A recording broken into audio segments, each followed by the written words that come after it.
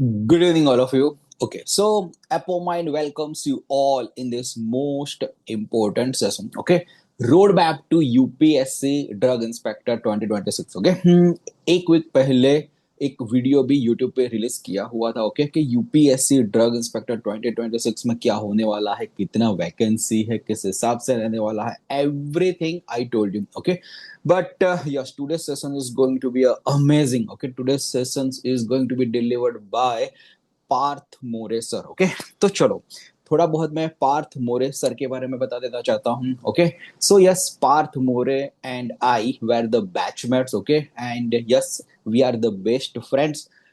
2010 में हम लोगों ने निर्मा में से साथ में पास आउट किया हुआ है. Okay, and yes, he he is so genius, he was the genius, he is the genius. उस टाइम जीपैट का, नाइपर का उसने बहुत ही नेक्स्ट लेवल का प्रिपरेशन किया था. ठीक है, and yes, he got all India first ranking GPAT. Okay, that was the first successful breakthrough he got. Okay, so wonderful. Gujarat में लास्ट 10 years 15 years में किसी का all India GPAT rank first नहीं था. Okay, and Parth More got in 2010. Okay, so it was tremendous achievement. Okay, and then he didn't stop there. उसने NIPER भी अच्छे से क्रैक किया. ओके, नाइपर में भी मोहाली में फार्मास्यूटिक्स परस्यू किया. ओके, उसके बाद माइलन लेबोरेटरी में काम किया, एंड 2015 में CDSCO ड्रग इंस्पेक्टर का वैकेंसी आया. ओके, उसमें भी उसने बहुत मेहनत किया, and yes, he cracked this CDSCO 2015 exam. 2016 में उसका एग्जाम हुआ था. Okay, and he got all India 6th rank in that too. Okay, and yes, last 6 years से दिल्ली में वो as a drug inspector CDSCO में ही worked in that department. Okay, तो बहुत सारे लीडर्स उसने क्रॉस किए. Okay, he had 10 years of experience as a drug inspector. Okay, and yes, he is going to give you the guidance, practical scenario regarding the drug inspector roles, responsibilities, duties, insights, everything part is going to take. Okay, so yes, now let's begin. Parth, now stage is yours. Okay, and you can guide the students well. Okay, and students, आपको कोई भी query, कोई भी doubt वगैरह हो, okay, तो chat box is open. Okay, we will take the queries in between the sessions or after the session. Okay, but yes, your all the queries and doubts will be solved. Okay, so yes, Parth, welcome to ApoMind's most amazing session. Okay, and yes, please guide the students. Students are waiting. Okay, yeah. Thank you so much, Yash. I think am I audible to all? Yes, perfect audio. Okay. So thank you so much, Yash. And I would like to thank even Yash also, because last week only he contacted me and he told me that he would like to have me to interact with these students. So I immediately accepted his proposal and I immediately told him that I would love to interact with the young blood. They are doing their B Farm, and I would like to give some brief about what drug inspector post is, because I am already there in this post since last 10 years. So thankful to Yash. So I think we can start with our presentation, Yash, or we have to wait for some time. Yes, yes, sure, sure. Let's start. Let me. So let's start with the presentation, right? Yes, I'm sharing the screen. Okay, just do it. So as Yash also told, any one of you having any doubt, you are open for that. Okay, so it may be possible that I may give you answer on the spot, or sometime it may possible that I may not be give you answer on the spot. So in this case, I will, what can I do is I will definitely note down your doubts and I will get back to you. So no question is a silly question. You can ask any question as you want. It should be a brainstorming session rather than a one way presentation. That is what I would like to have. I also tried to have my presentation very brief and crisp, so that we can give more time to the discussion session, right? So you can have any question, right? But I think we may take it at the end of the session. So I would like to start my presentation, an overview on the drugs inspector post. So below that is my profile. I did my B from 2006 to 10. Then I did my masters from Naipur Mohali Sutics 10 to 12. Then I was in industry for around 2 years, 12 to 14. And then from 2014 to 16, I was in CDSA Government of India. जिसकी अभी vacancy आई हुई है, and since 2016 I am working as a drug inspector in drugs control department Delhi. So next slide, please. So this is a disclaimer I would like to give, that whatever thoughts or whatever opinions or views which have been presented by me today shall be treated as my personal opinion, and it should not be treated as an official one. So this is a standard disclaimer I would like to give before I start my session, right? So next slide, please. So all of you, let us start with the very basic about the pharmacy. You might be knowing that India is regarded as the pharmacy of the world. So why we are called as the pharmacy of the world? Because of our manufacturing capacity. So you might have heard that we are the largest manufacturer of the generic drugs in the world. We are the largest manufacturer of the generic drugs, right? We are also the largest manufacturer of the vaccines in the world. So you might have heard that every third person taking a vaccine in the world is an Indian vaccine. So that level of vaccine manufacturing is there in India. And if you talk about export, then we are having an export of the pharma drugs crossing around 30 billion US dollar. So this level of capacity we are having in our country, and that's why we are regarded as the pharmacy of the world. So this is the basic slide. So next slide, please. So we are the pharmacy of the world. We have very good capacity. We have very good manufacturers manufacturing quality drugs. Then the question comes is regulation. Now, when we say regulation, then there are basically three questions. Number one is why we need regulation. Number two is how we regulate, and number three, who will regulate, right? So let me give you the answer of the first question: why we need regulation. So see, basic philosophy of this pharmacy is that the manufacturer is liable to produce quality drugs. The responsibility lies with the manufacturer to manufacture quality drugs. But is it sufficient to have only manufacturer liable for that? No, there must be a check and balance. Now, why it is required? Because we are basically dealing in the healthcare segment.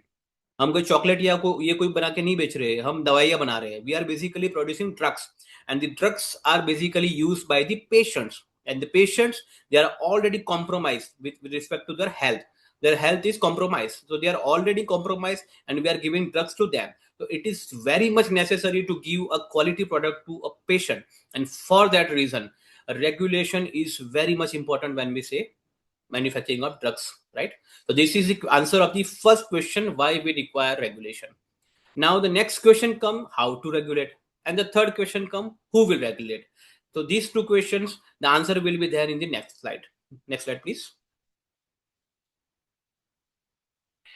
So you say anything, आप India में कुछ भी बोलिए कि आपको किसी भी चीज को रेगुलेट करना है, तो इंडिया में कैसे रेगुलेट होता है? फॉर एग्जांपल आप ड्राइविंग कर रहे हो, तो ड्राइविंग को रेगुलेशन कैसे होता है? Obviously it is done by act and rules. किसी भी चीज को रेगुलेट करना है तो आपको एक्ट चाहिए और रूल्स चाहिए. So in case of drugs, biologicals and medical devices, the act which regulates is called as Drugs and Cosmetic Act 1940. Now why it is called 1940? Because this act has come into existence in the year 1940. 1940 में act बना था. That's why it is called as Drugs and Cosmetics Act 1940. So act का मतलब होता है कानून.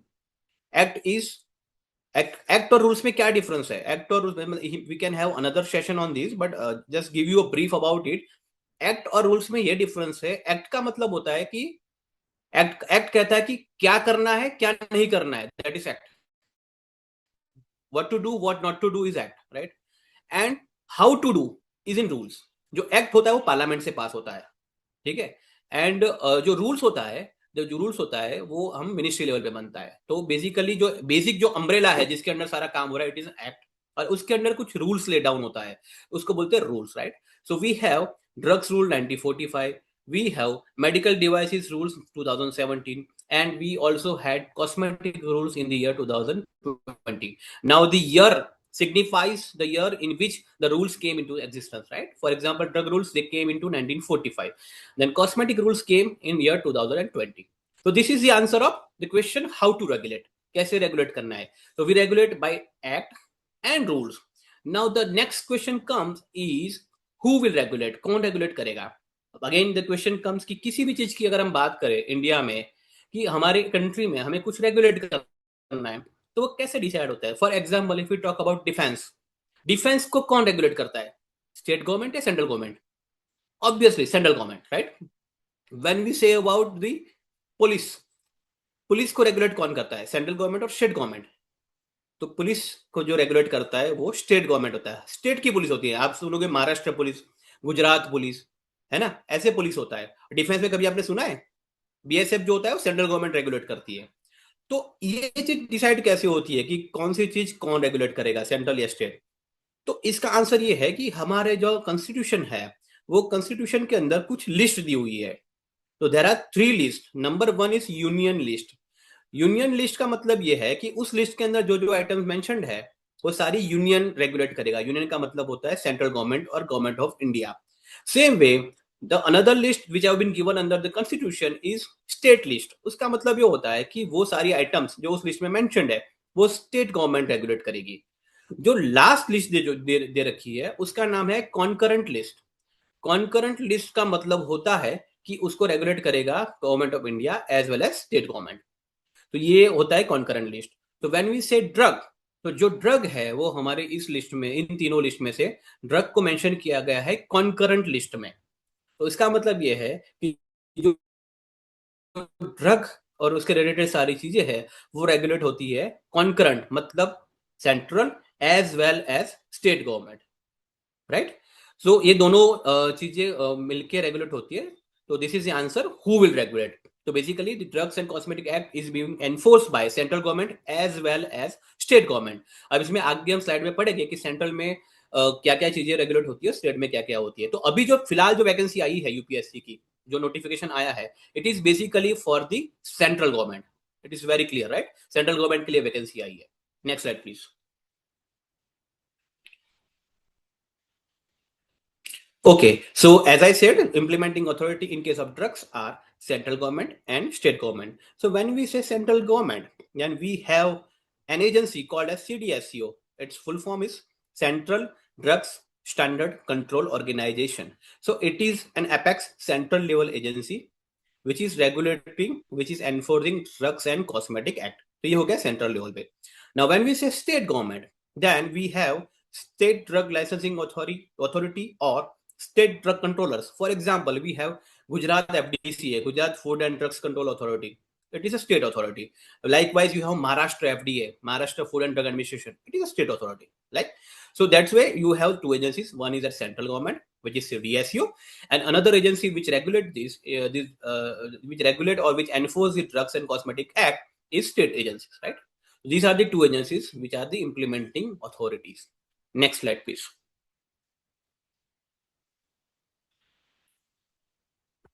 So this is the outlook of the Drugs and Cosmetic Act 1940, how it looks. And you can see the name 1940, and you can also see the rules which have been mentioned in it. So this is just to give you a brief, to give you the outlook of how the act looks, right? Next slide, please. Yeah, this is very important slide. So what is the basic objective of the Drugs and Cosmetic Act and rules? So the basic objective of the act and rule is to ensure the safety, efficacy and quality of what? To the safety, efficacy and quality of drugs, biologicals, medical devices and cosmetics, right? So you know safety, the first and foremost, the most important part is it should be safe one. ठीक है, safe नहीं होगा तो मतलब ही नहीं है उसको लेने का। The next important part is efficacy.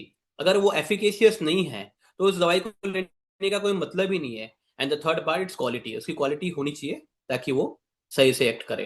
तो this is the basic objective of the drugs and cosmetic act, to have safe, efficacious and quality drugs, biological, medical devices and cosmetics, right? Next slide please. So now let us come to the point, drugs inspector. Drugs inspector क्या होता है और कौन eligible होता है और उसकी powers क्या है, उसकी ड्यूटीज क्या है, ये सारी चीजें हम इसमें डिस्कस करेंगे। तो सबसे पहली चीज आपको बता दी जाए कि ड्रग इंस्पेक्टर की जो पोस्ट होती है उसको बोला जाता है it is a statutory post. Statutory post का मतलब क्या होता है? स्टैट्यूट, स्टैट्यूट का मतलब होता है लॉ, ठीक है? तो स्टैट्यूटरी पोस्ट का मतलब यह है कि ये जो पोस्ट है वो स्टैच्यू मतलब लॉ में लिखी गई है कि ये पोस्ट होनी चाहिए। जैसे आप कोई क्लरिकल पोस्ट की बात करोगे तो clerical post it is not necessary to be a statutory post, but जो ड्रग इंस्पेक्टर की पोस्ट होती है वो स्टैट्यूटरी है, मतलब लॉ में वो डिफाइंड है, एक्ट में डिफाइंड है। ड्रग्स एंड कॉस्मेटिक एक्ट में सेक्शन 21 में डीआई का अपॉइंटमेंट होता है, और उसके लिए जो एलिजिबिलिटी क्राइटेरिया है वो रूल 49 में लिया गया है, राइट। तो ये डिफाइंड है एक्ट में, तो इसको बोलते हैं statutory post, right.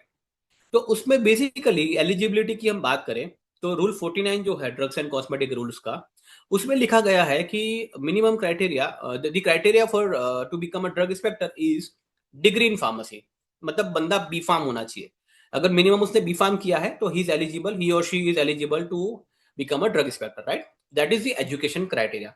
Now we come to the point experience. Now previously in our time when I gave exam in 2015, in that time at that time the notification came there was mandatorily requirement of experience in schedule C item. So at that time the requirement was either you should have 18 months of experience in the manufacturing of schedule C items, or 18 months of experience in the testing of schedule C items, or 3 years of experience as drug inspector inspecting schedule C firms, right?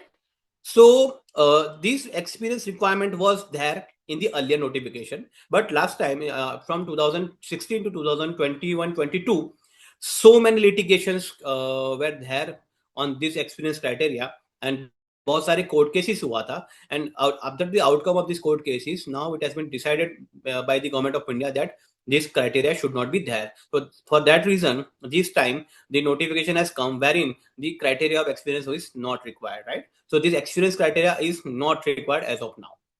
But one thing has been mentioned in the rules 49 is that only drug inspectors having this experience mentioned above are authorized to inspect the manufacturer of substance specified in Schedule C. इसका मतलब ये होता है कि जो drug inspector के पास either 18 महीने का मैन्युफैक्चरिंग का एक्सपीरियंस है शेड्यूल सी आइटम्स का, या 18 महीने का टेस्टिंग का एक्सपीरियंस है शेड्यूल सी आइटम्स का, या 3 साल का as a drug inspector drug inspector का उसका एक्सपीरियंस है शेड्यूल सी मैन्युफैक्चरिंग फर्म का इंस्पेक्शन का, उसी ड्रग इंस्पेक्टर को शेड्यूल सी के आइटम्स को इंस्पेक्शन करने को दिया जाएगा। ये इसका मतलब ये होता है। तो क्वेश्चन ये होता है कि मान लो कोई फ्रेशर है, उसके पास इसमें से कुछ भी एक्सपीरियंस नहीं है, तो वो कैसे करेगा इंस्पेक्शन? तो ऐसे केस में वो लोग ट्रेनिंग इम्पार्ट की करते हैं, आपको ट्रेन कर दिया जाएगा, then you will be allowed to inspect this forms, right. So this is the basic eligibility criteria to become a drug inspector. Now next slide please. So the as I said, appointment of the drug inspector occurs under the section 21 of the DNC Act. जो act होता है ना उसके अंदर section दिए होते हैं, section 1, section 2, section 3, इस तरीके से सेक्शन होता है। Section 21 of the DNC act में दिया गया है appointment of the drugs inspector, right. कौन अपॉइंट कर सकती है? आइदर सेंट्रल गवर्नमेंट और स्टेट गवर्नमेंट, भी already discuss, right. Central government भी कर सकती है, स्टेट भी कर सकती है। अपॉइंटमेंट की प्रिस्क्राइब्ड क्वालिफिकेशन हमने प्रीवियस स्लाइड में देख ली क्या रिक्वायर्ड है। By way of notification in the official gazette, ये बहुत इंपॉर्टेंट है। जब आप अपॉइंट होते हो एज अ ड्रग इंस्पेक्टर तो उसके बाद गवर्नमेंट आपको नोटिफाई करती है गैजेट के अंदर। That is why you might have heard DI is called as a gazetted officer. Gazetted officer का मतलब क्या है कि उसका नोटिफिकेशन हो रखा है गैजेट में। जैसे मैं हूं तो मेरा नोटिफिकेशन हुआ है गैजेट में, that's why I am also gazetted officer. हर एक स्टेट का ड्रग इंस्पेक्टर या कोई सेंट्रल गवर्नमेंट का ड्रग इंस्पेक्टर जो होता है, he is a gazetted officer, right. And next point is he may be notified or he may be appointed for such area as may be assigned to him, right? तो area wise assignment होता है। For example someone is recruited in Gujarat, then he is assigned the drug inspector for entire state of Gujarat, right? But in case of government of India, in case of central government, this current vacancy, the drug inspector will be notified for entire India, right? So this is how section 21 defines. Then comes the powers and duties, which we will cover in the next slide. Then the third point is very important point. The third point says that no financial interest in the import, manufacture or sale of drugs or cosmetic. इसका मतलब क्या होता है? इसका मतलब ये होता है कि जो कोई भी बंदा ड्रग्स इंस्पेक्टर बनता है, he should not have any financial interest in either import, manufacture or sale of drugs and cosmetics. इसका मतलब ये है कि अगर मैं ड्रग इंस्पेक्टर बनता हूं तो मैं दवाई की दुकान नहीं खोल सकता, मैं मैन्युफैक्चरिंग ऑफ ड्रग्स नहीं कर सकता, कॉस्मेटिक नहीं कर सकता। क्यों नहीं कर सकता? क्योंकि there is a conflict of interest. Government में इसको बोलते हैं कन्फ्लिक्ट ऑफ इंटरेस्ट। उसका मतलब ये होता है कि मैं रेगुलेटर हूं और मैं खुद ही दवाइयां बना रहा हूं, तो it is a conflict of interest. तो ऐसे केस में you are not allowed to do either import, manufacture और sale of drugs and cosmetics, ठीक है। And the next point is you are a public, जो ड्रग इंस्पेक्टर होता है he is a public servant under the IPC act. Next slide please. So next comes the powers of inspector. Drug inspector जो होता है उसके पास क्या क्या power है, तो अगर आप ड्रग इंस्पेक्टर बनते हो तो आपको क्या क्या पावर मिलेगी। Number one is inspection.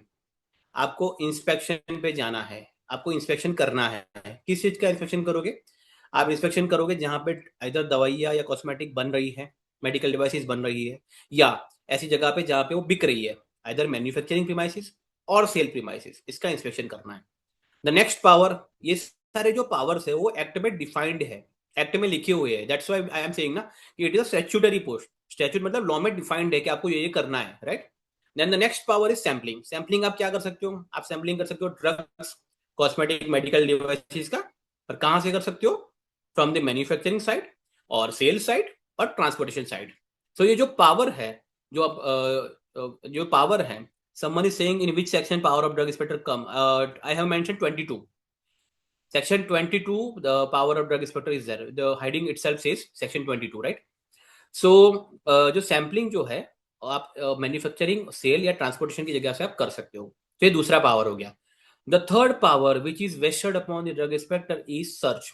अब सर्च में आप क्या सर्च कर सकते हो? You can either search a person, you can either search a place, or you can also search either a vehicle, vessel or a conveyance, right? So if you have a doubt on any person, if you have a doubt on any premises or any place or any home that some activities are going on which is contravening this act, or you have any doubt on any vehicle, right? किसी vehicle पे आपको doubt है कि भाई ये car car जा रही है, तो कार के अंदर दवाइयां हो सकती है जो नकली हो सकती है, you can stop it and you can search it, right. The next power which has been given under the act is freeze और seize। अब freeze और seize में थोड़ा सा डिफरेंस होता है। फ्रीज का मतलब है आप स्टॉक को उसी जगह पे फ्रीज कर दोगे। फॉर एग्जांपल कोई XYZ पर्सन के आपको दवाई का स्टॉक मिला है, आप उसको आप अपने पास नहीं लेना चाह रहे हो, आप उसको वहीं फ्रीज कर दोगे तो वो फ्रीज हो जाता है। सीज का मतलब क्या होता है कि मैं उस स्टॉक को अपनी कस्टडी में ले लूंगा और अपने यहाँ माल खाना में लिया हुआ, that is called as seize. तो that is a difference between freeze and seize. अब कब फ्रीज यूज होता है, कब सीज यूज होता है, वो बहुत डिस्क्रिप्टिव है, वो अभी हमें आई थिंक कवर नहीं कर पाएंगे। Then what you can do is you can examine and seize any record, any register, any document और एनी अदर मटेरियल ऑब्जेक्ट। आप किसी भी रिकॉर्ड्स को एग्जामिन कर सकते हो और सीज कर सकते हो। सीज का मतलब होता है आपके कंट्रोल में लेना, right. And the next power is you can require any person to produce record, register और document। और जो एक पावर दिया है 22 सेक्शन 1D में, उसमें लिखा है एनी अदर पावर। आप कुछ भी कर सकते हो प्रोवाइडेड दैट कि इस चैप्टर में कोई कंट्रावेशन हो रहा है। तो इसी पावर के बेस पे अभी रिसेंटली कुछ सुप्रीम कोर्ट का एक वर्डिक्ट आया था। एक्चुअली जो अरेस्ट करने का पावर है वो ड्रग इंस्पेक्टर के पास नहीं है। एक्ट में कहीं पे भी अरेस्ट वर्ड नहीं आ रहा है पूरे। अगर एक्ट में आप कंट्रोल ऐप करके सर्च करोगे ना अरेस्ट, तो आपको कहीं पे भी अरेस्ट वर्ड नहीं मिलेगा।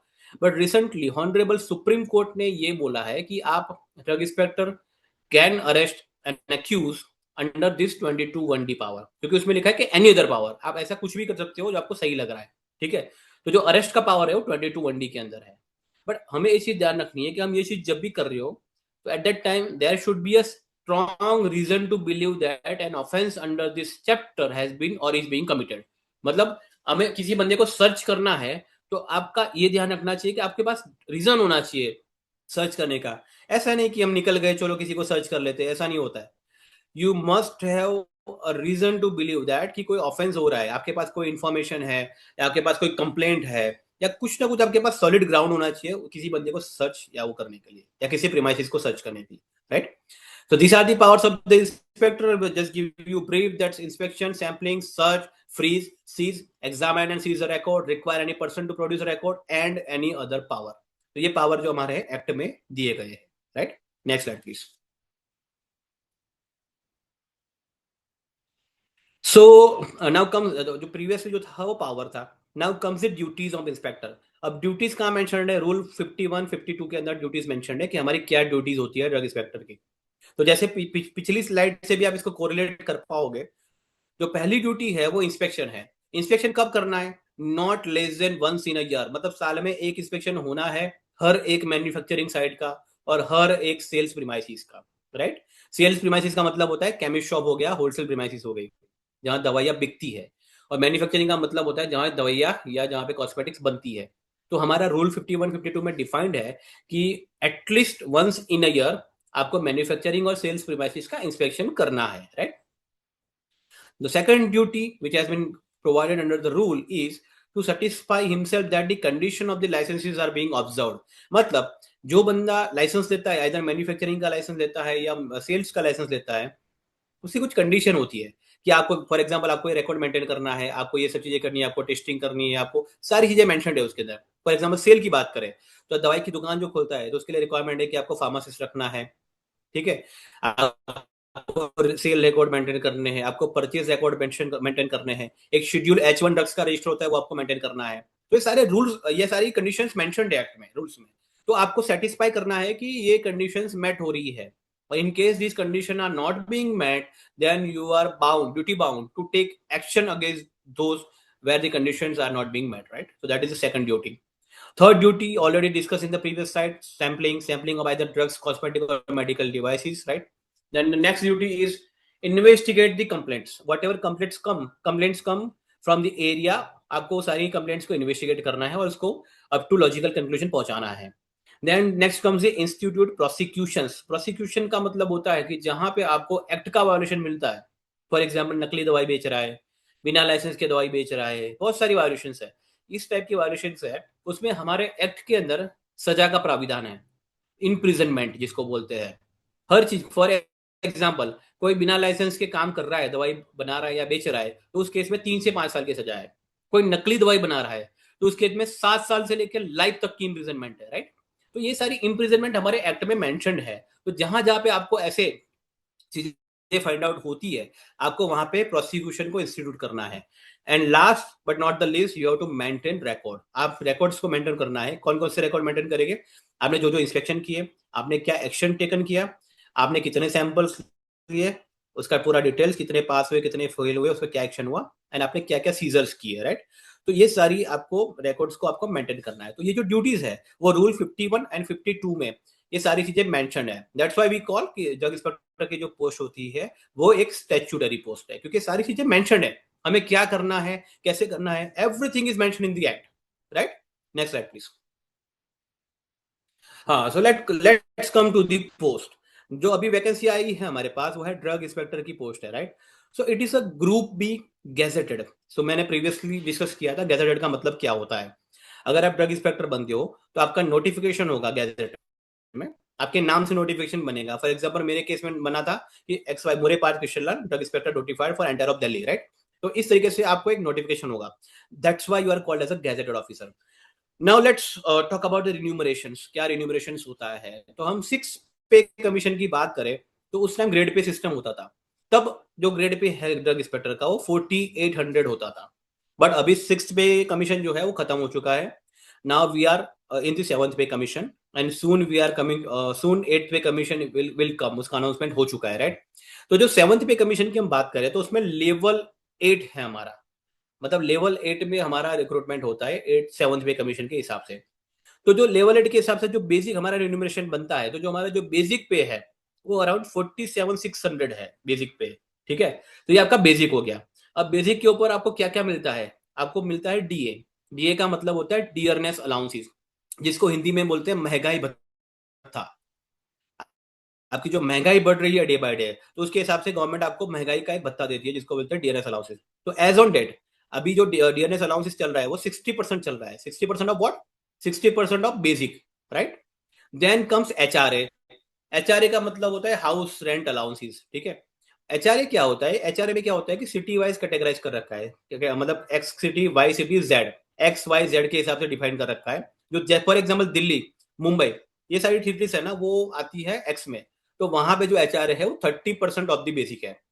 और बाकी जो कुछ और सिटीज होगी उसमें ये कम हो जाता है, मतलब 30 के बाद आई थिंक 25 होगी या 20 ऐसे होगी, मतलब मुझे एग्जैक्टली आइडिया नहीं है। बट दिल्ली, मुंबई, इस सब में एचआरए 30% होता है, राइट। और फिर एक होता है ट्रांसपोर्ट अलाउंसेस, जो लमसम 5,000 6,000 अमाउंट होती है, right.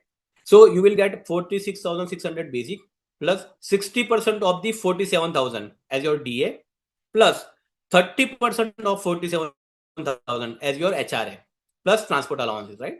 So this will be your remuneration. जो आज के डेट पे अगर मैं काउंट करूं, दिल्ली में अगर कोई बंदा ज्वाइन करता है एज अ ड्रग इंस्पेक्टर, तो उसकी जो ग्रॉस सैलरी है वो बनेगी अराउंड 95,000 के आसपास बनेगी एज ऑन टुडे, राइट? तो ये हमारा रिन्यूमरेशन है. And let us talk about increment. When we say increment, government में, सेंट्रल गवर्नमेंट में बेसिकली आपको तीन टाइप से इंक्रीमेंट मिलते हैं. आपको दो बार डीए बढ़ेगा और एक बार इंक्रीमेंट मिलता है. डीए का मतलब होता है महंगाई. तो एक जनवरी में डिक्लेयर होता है और एक जुलाई में डिक्लेयर होता है. जनवरी में डीए बढ़ता है, फॉर एग्जाम्पल इस बार जनवरी में 2% डीए बढ़ा, तो जो 60% है वो 62 हो जाएगा, ठीक है? फिर अगेन जुलाई में भी होता है. तो साल में दो बार डीए बढ़ता है. और जो गवर्नमेंट, वो डीए का कैलकुलेशन कैसे होता है? डीए जो कैलकुलेट होता है based on the wholesale price index. जो होलसेल प्राइस इंडेक्स जैसे बढ़ती है उस हिसाब से गवर्नमेंट डीए बढ़ाती है, राइट?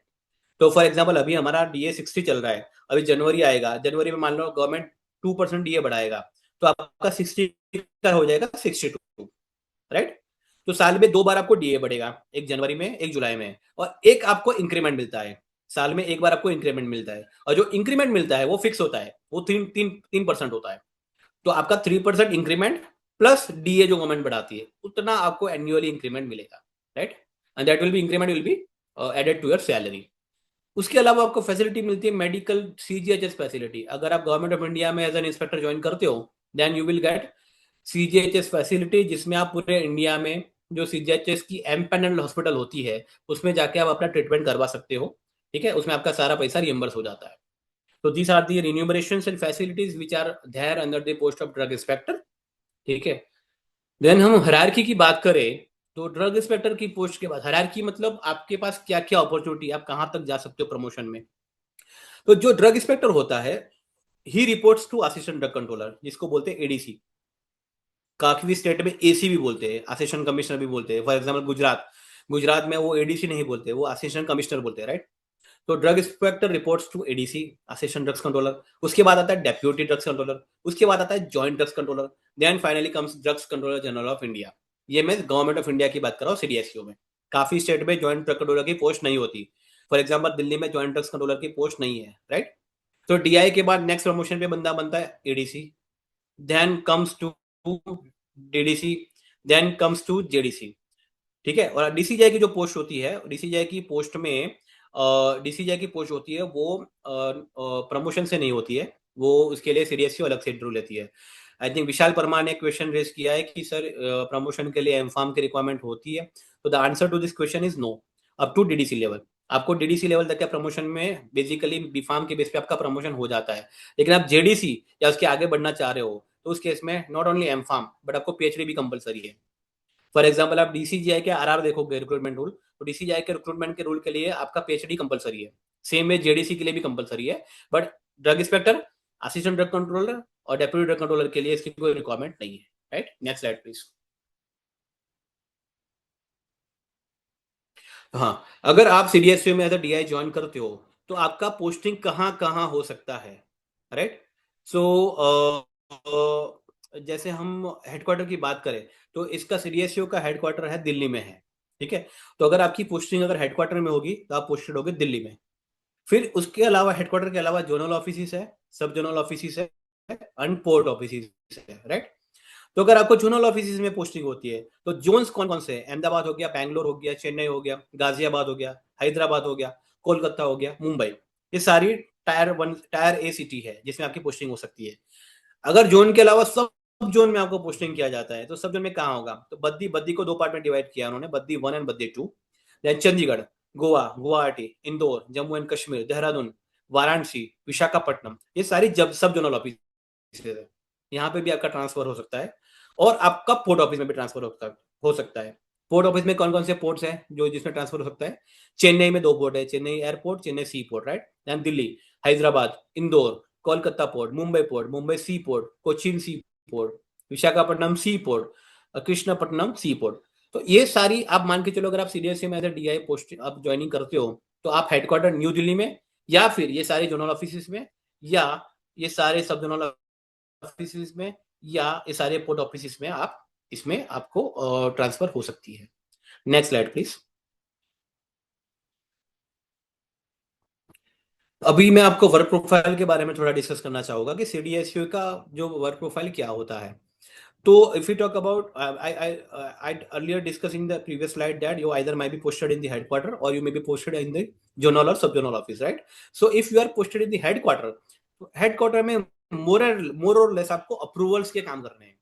आप इसी ध्यान रखिएगा, हेडक्वार्टर्स में मोर एंड आपका अप्रूवल्स का काम होता है, और अगर आप जोनल सब जोनल ऑफिस में जाओगे तो वहाँ इंस्पेक्शन वगैरह ज्यादा होता है, राइट. सो जो हेडक्वार्टर की मैं बात करूँ तो हेडक्वार्टर में आपको न्यू ड्रग डिवीजन में डाल सकते हैं. एसएनडी का मतलब है सब सिक्वेंट न्यू ड्रग. एक चीज बहुत इंपॉर्टेंट आपको बताना जरूरी है कि इंडिया में कोई भी नई ड्रग अप्रूवल होती है तो उसका अप्रूवल हमेशा डीसी या सीडीएसओ गवर्नमेंट ऑफ इंडिया से मिलता है, वो स्टेट लेवल से नहीं होता है. New drug approval always given by CDSU. तो न्यू ड्रग अप्रूवल हो गया. एसएनडी का मतलब होता है subsequent new drug. Subsequent new drug का मतलब क्या होता है? For example X Y Z medicine है, ठीक है, वो X Y Z medicine is already approved, right. But अब उसका कोई उसको उसको पैच फॉर्म में बनाना चाह रहा है, ट्रांसडर्मल पैचेस फॉर्म में, या कोई उसको क्या बोलते हैं एक्सटेंडेड रिलीज फॉर्मूला बना रहा है. तो ड्रग इज ऑलरेडी अप्रूव्ड लेकिन उसका ये फॉर्मूला अप्रूव नहीं है, तो उसको एसएनडी में बोलते हैं, सबसिक्वेंट न्यू ड्रग में.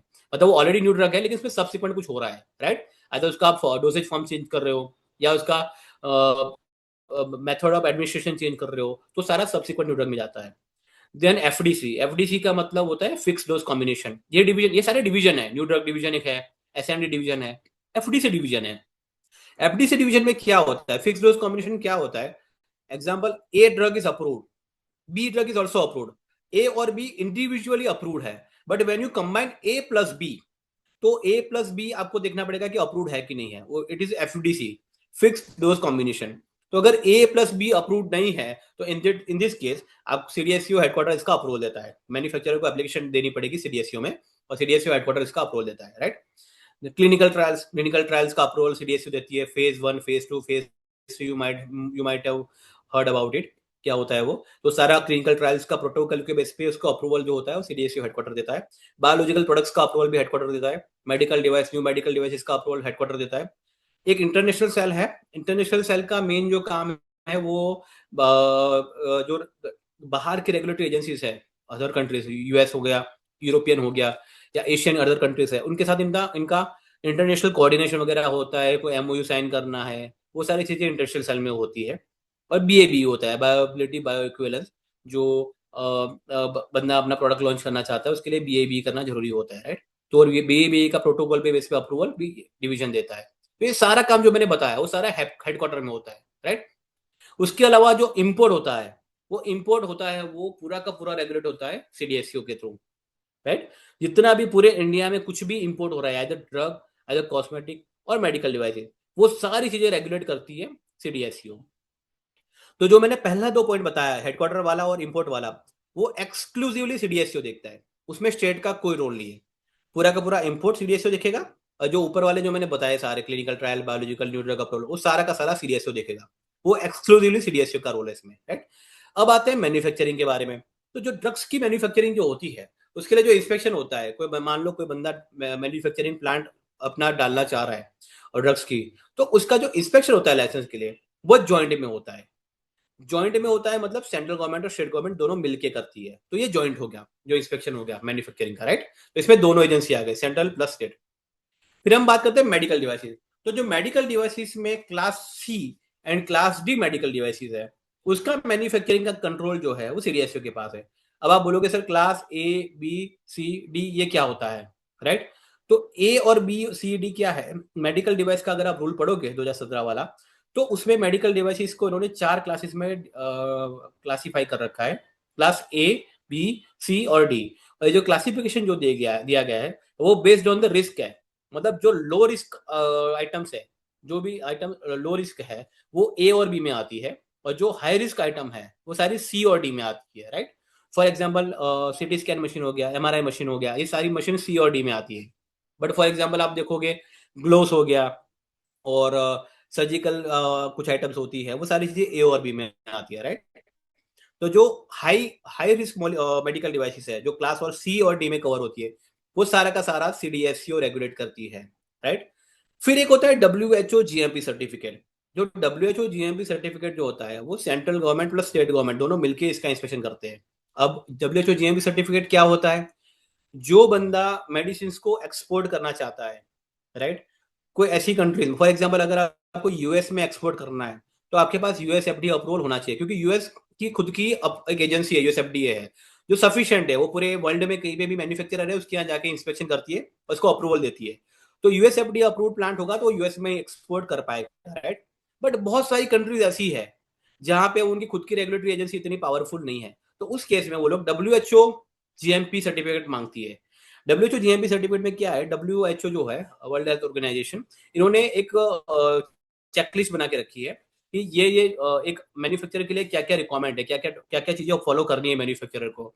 तो वो जो चेकलिस्ट है वो जो है वो कंप्लाई करेगा तो उसको डब्ल्यूएचओ जीएमपी सर्टिफिकेट मिलता है, और उसके लिए जो इंस्पेक्शन होता है वो सेंट्रल प्लस स्टेट गवर्नमेंट दोनों मिलकर करती है, और उसके बाद उसको डब्ल्यूएचओ जीएमपी सर्टिफिकेट दिया जाता है। तो जिसके पास ये डब्ल्यूएचओ जीएमपी सर्टिफिकेट है वो ऐसी कंट्रीज में एक्सपोर्ट कर पाएगी, राइट। उसके बाद आता है ब्लड सेंटर्स।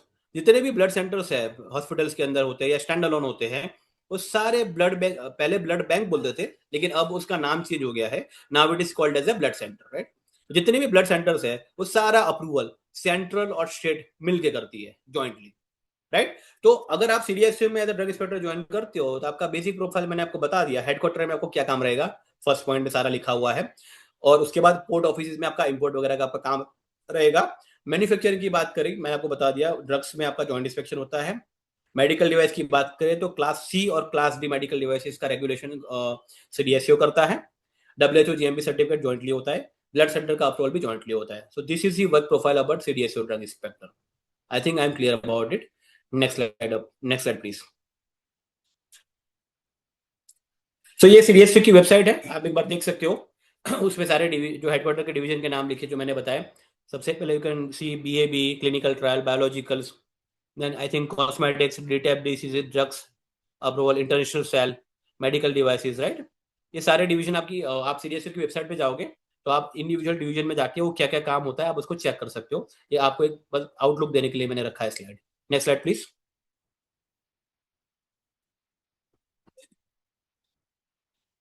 तो this is all about my presentation today, and ये बस मैंने कुछ दो चार स्लाइड मुझे यश ने बताया था कि कुछ आपने कुछ ऐसी चीज की हो और आप अगर इसको दिखा सकते हो तो मोटिवेशन मिलेगा लोगों को, बच्चों को, तो इसलिए मैंने कुछ स्लाइड्स इसमें डाली है। जैसे ये हमने न्यू दिल्ली रेलवे स्टेशन पे ऑक्सीटोसिन इंजेक्शन पकड़े थे 21 लाख रुपए के, जो नकली थे। तो ये हमारा न्यूज़पेपर में कटिंग आया था। You can C me in the sweater white and black coloured, white white and black strips, and वहाँ पे हमारे जो ऑनरेबल हेल्थ मिनिस्टर साहब थे तब, उन्होंने हमारा जो काम था उसकी सराहना करी थी, उसको ट्वीट किया था। वो ट्वीट का मैंने स्नैपशॉट नीचे दिया हुआ है। तो ये सारे बस आपको मोटिवेट करने के लिए है, it has nothing to do with the presentation. Next slide please. ये एक इलीगल एंटी कैंसर ड्रग्स की मैंने फैक्ट्री पकड़ी थी, उसलिए मुझे एक अप्रिसिएशन लेटर गवर्नमेंट की तरफ से मिला था। ये लेटर की मैंने कॉपी लगाई है, ये 2017 में मुझे मिला था ये लेटर। Next please.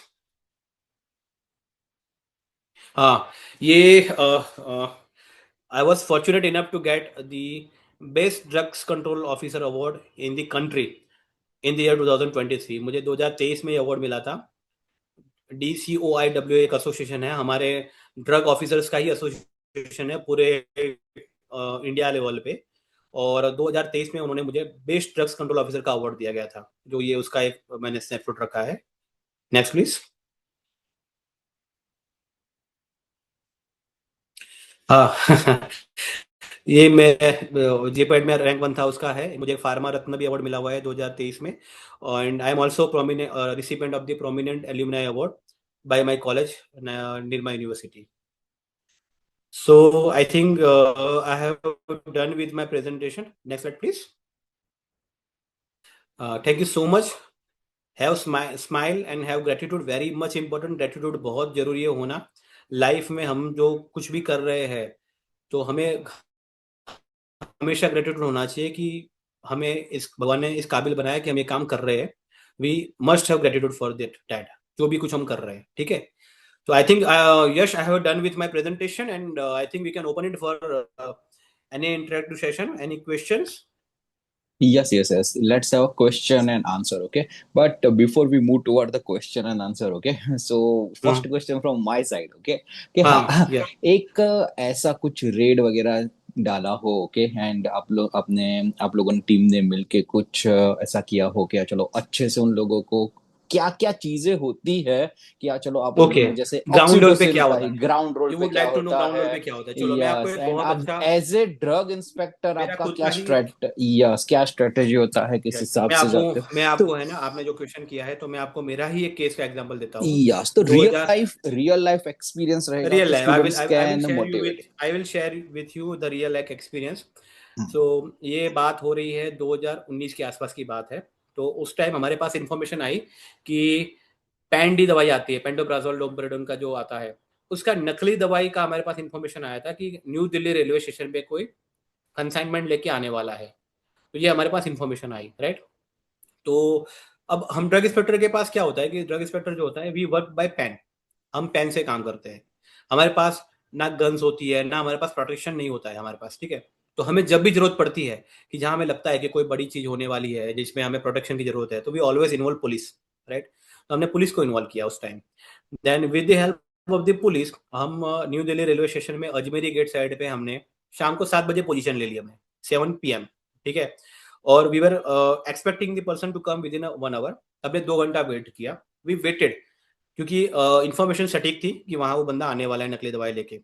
देन फिर वो 1.5 2 घंटे के बाद वो बंदा आया, उसकी कार लेके आया, इको वैन में आया था। इको वैन में 2 बंदे हमने देखे, 2 बंदे हैं, एक गाड़ी चला रहा है और पीछे का एक बंदा बैठा हुआ है, और अंदर माल भी हमने देखा कि माल पड़ा हुआ है। तो इमीडिएटली हमने वो कार को रोका, ठीक है। वो कार को रोका, उसके बाद मतलब ये सब करते करते रात के 10 10:30 11 बज गए, ठीक है। तो 10:30 बजे हमने कार को अप्रहेंड किया, बंदे को पकड़ा, बंदे से इंक्वायरी करी, फिर हमने दवाई निकाली। दवाई जो निकाली उसमें pantoprazole enteric coated and domperidone capsule है, वो pantoprazole enteric coated, right. Alkem company की दवाई है, एल्केम कंपनी की। जब उस हमने दवाई का डब्बा जब पकड़ा ना, तो उसमें एंटरिक का स्पेलिंग गलत था। तो हमें तभी पता चल गया कि नकली दवाई है, क्योंकि एल्केम, सन फार्मा, इतनी बड़ी कंपनी के जो लेबल्स होते हैं ना, वो अप्रूव्ड होते हैं, वो लोग प्रॉपर वेंडर, उनकी एक प्रोसीजर होती है लेबल अप्रूवल की। तो इतनी बड़ी कंपनी कभी भी ऐसी स्पेलिंग मिस्टेक नहीं करेगी कि पेंटोप्राजोल एंट्रिक का ही गलती हो जाए, राइट। तो हमने क्या, हमें आइडिया गया कि दिस स्पूरियस ड्रग, नकली दवाई है। फिर हमने उसे इंक्वायरी करी कि तुम कहाँ से लाए, ठीक है। तो ये बात चल रही है एक, मतलब मैं आज की मान लो मंडे की बात, मैं एग्जांपल दे रहा हूँ, मंडे को हम गए थे शाम को। तो मंडे शाम को हमारी बात, ये सारी बात चली कि कहाँ से लाए। हमने पहले क्या किया, न्यू दिल्ली रेलवे स्टेशन से वो सारी दवाइयां सीज करी। सीज करने के बाद हमने इससे इंटरोगेशन किया कि भाई आप कहाँ से लाए हो। तो उसने, हमारे दिल्ली में किराड़ी करके जगह है, उसने बताया कि किराड़ी करके जगह है, हम वहां वहां से मैं लाया हूँ। हम किराड़ी पे इमीडिएटली सेम, मतलब सेम नाइट को खत्म होने के बाद अर्ली मॉर्निंग हम किराड़ी चले गए। सुबह सुबह हम किराड़ी पहुंचे। तो when we entered in Kirari, यहाँ पे हमने रेलवे स्टेशन पे तो सिर्फ एक ही दवाई पकड़ी थी, नकली पैंडी। लेकिन जब हम किरारी किरारी में गए, तो वहां पूरी फैक्ट्री थी। वहां पे हमें कम से कम एल्केम कंपनी की, सन फार्मा कंपनी की बहुत सारी दवाइयां मिली। तो उसके बाद हमने उस रेट को कंटिन्यू किया, मतलब आप मान के चलो, मैं सुबह शाम को 5 6 बजे से निकला था, पूरी रात मैंने न्यू दिल्ली रेलवे स्टेशन में काम किया। देन नेक्स्ट डे हम लोग किरारी में गए, और किरारी में जाके हमने पूरी दवाई, इतनी सारी मशीनरीज, ये वो सब कुछ था, पुलिस हमारे साथ थी, क्राइम ब्रांच हमारे साथ थी। हमने सारी मशीनरीज वगैरह सब कुछ सीज करवाया। उसके बाद मुझे याद है अप्रोक्सीमेटली 48 आवर तक हमने काम किया था कंटिन्यूस, नॉट 24 आवर, 40। मैं 2 दिन के बाद घर पहुंचा था सारा काम निपटाने के बाद, और डिपार्टमेंट के और भी ऑफिशियल्स इन्वॉल्व थे तब। तो 48 आवर हमने काम करके हमने न्यू दिल्ली रेलवे स्टेशन से चेन कनेक्ट करी किरारी। किरारी के बाद उससे और इंटरोगेशन किया। तो और इंटरोगेशन किया तो हमें पता चला कि यहाँ पे राजस्थान में एक जगह है, भिवानी, भिवानी करके जगह है। भिवानी में कोई मास्टरमाइंड बैठा हुआ है जो ये सारे काम कर रहा है। तो उसके बाद पुलिस ने क्या किया, हम तो दिल्ली में एम्पावर थे, हम दिल्ली को छोड़ के नहीं जा सकते। देन पुलिस फिर इमीडिएटली नेक्स्ट डे भिवानी गई, और भिवानी में वहां के लोकल ड्रग इंस्पेक्टर को लेके, जो इसके पीछे का जो मास्टरमाइंड था, उसको भी अरेस्ट किया गया, और उसके ऊपर भी केस किया गया। तो फाइनली हमने न्यू दिल्ली वाला अक्यूज, किरारी वाला अक्यूज, और राजस्थान का जो भिवानी वाला अक्यूज है, उन तीनों के ऊपर केस डाला हुआ है। और वो केसेस हमारे चल रहे हैं, और कम से कम 2 2.5 साल से ऊपर वो लोग जेल में रह के आए हैं, उनकी 2 2.5 साल के बाद बेल हुई है, और केसेस स्टिल चल रहा है। तो ये एक एग्जांपल था कि हमारा वर्क प्रोफाइल क्या होता है, कैसे हम काम करते that's amazing, nice example, great. हैं। हाँ, ओके। अभी हम लोग कुछ कुछ स्टूडेंट्स के डाउट लेते हैं, बहुत सारे ठीक है। स्टूडेंट्स के डाउट्स वगैरह है। ओके, देखो, we will not go towards the क्या, चलो सिलेबस क्या क्या रहेगा, किस हिसाब से प्रिपरेशन हम्म करना चाहिए हम्म एंड ऑल। ओके, वो एपोमाइड हम्म वाले कोर्स एक बैच लॉन्च कर ही रहे हैं। जब भी है ना, वो रहेगा, उसके लिए राइट अलग राइट सेशंस रहेगा। लेकिन जो जो भी राइट राइट राइट इंपॉर्टेंट चीज है कि Partha More sir can contribute, okay, उस हिसाब से हम लोग पूरा का पूरा इंपॉर्टेंट क्वेश्चंस लेते हैं। ठीक है, एक स्टूडेंट्स का एक क्वेश्चन आया था कि ये यूपीएससी ड्रग इंस्पेक्टर है एंड हम लोग जो जीपीएससी ड्रग इंस्पेक्टर है, तो वो दोनों में एक डिफरेंस क्या है? That is also good question के चलो ऑडियंस ओके जानना ओके चाहेंगे। ओके यस, तो ओके। यू इफ यू देखिए कैन थ्रो लाइट। यूपीएससी, मैंने आपको पहले ही बताया कि जो ड्रग जो होता है वो दो चीजें सेंट्रल गवर्नमेंट भी रेगुलेट करती है, स्टेट गवर्नमेंट भी रेगुलेट करती है, राइट।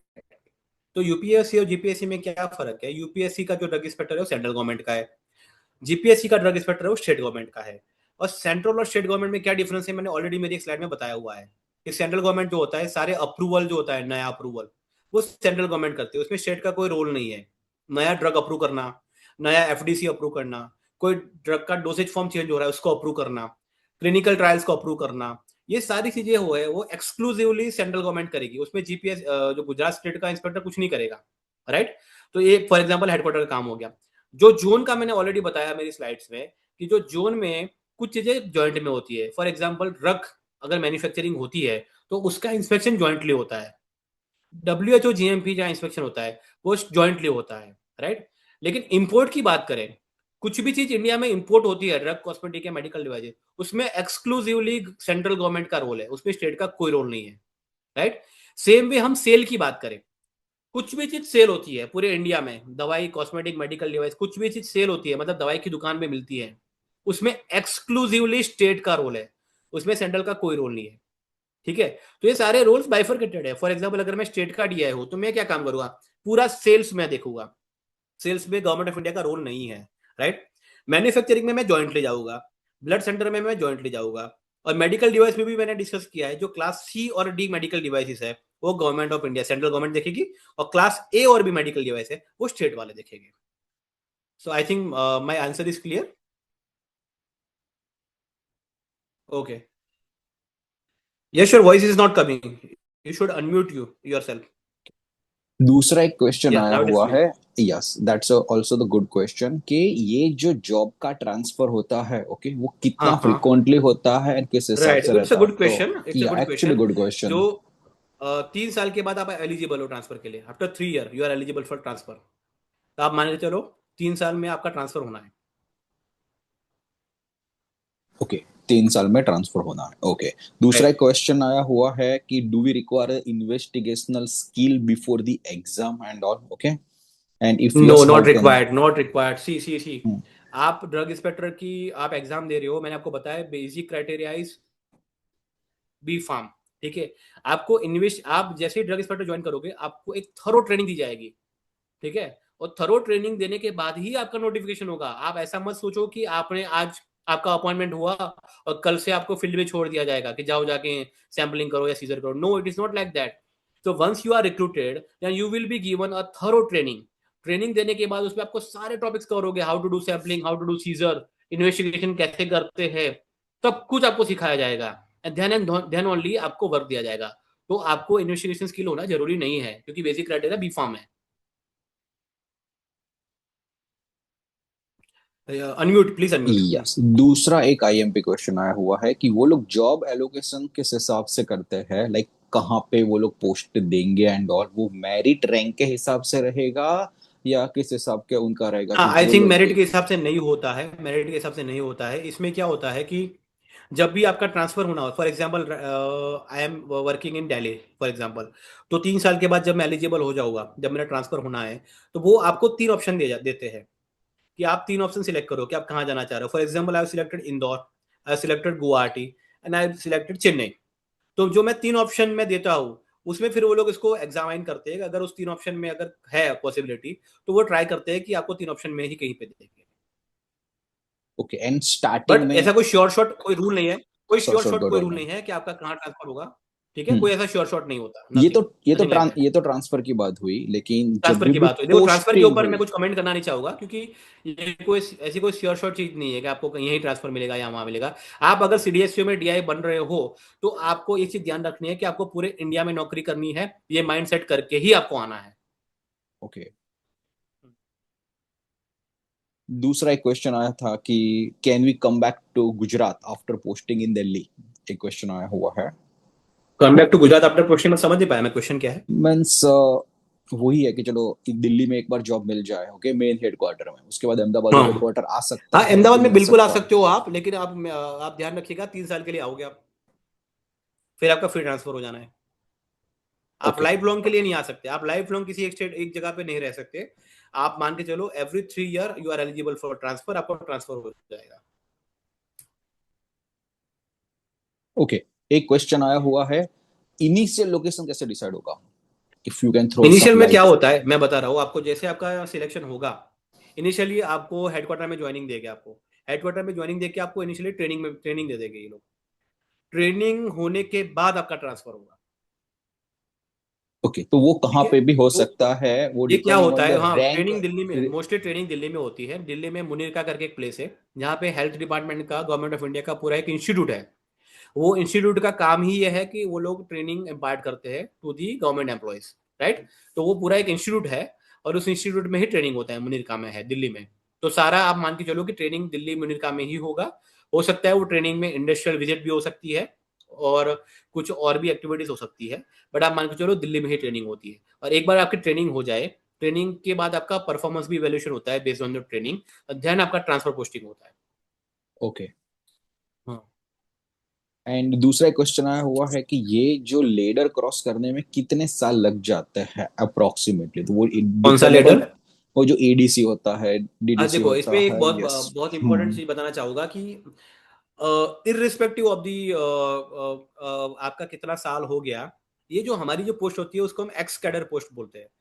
एक्स कैडर का मतलब क्या होता है, फॉर एग्जांपल डीसीजीआई की पोस्ट जो, डीसीआई चलो डीसीआई तो अलग है, उसका तो इंटरव्यू होता है। हम जॉइंट ड्रग कंट्रोलर की पोस्ट की बात करें, जॉइंट ड्रग कंट्रोलर की 3 पोस्ट है या 4 पोस्ट है जो भी है, ठीक है। तो जब तक वो चार, मान लो कोई 4 बंदा इसको ऑक्यूपाई करके बैठा है जो सीनियर पोजीशन पे, राइट, तो जब तक वो कोई रिटायर नहीं होगा ना, तो अगला बंदा प्रमोट नहीं हो पाएगा, ठीक है। सेम में डीडीसी है कि डेप्यूटी ड्रग कंट्रोलर की मान लो पूरे इंडिया में 20 पोस्ट है। तो अगर 20 पोस्ट में अगर कोई बंदा है वहां पे ऑलरेडी असाइनमेंट में है, तो मान लो 20 में से 2 बंदे रिटायर होते हैं।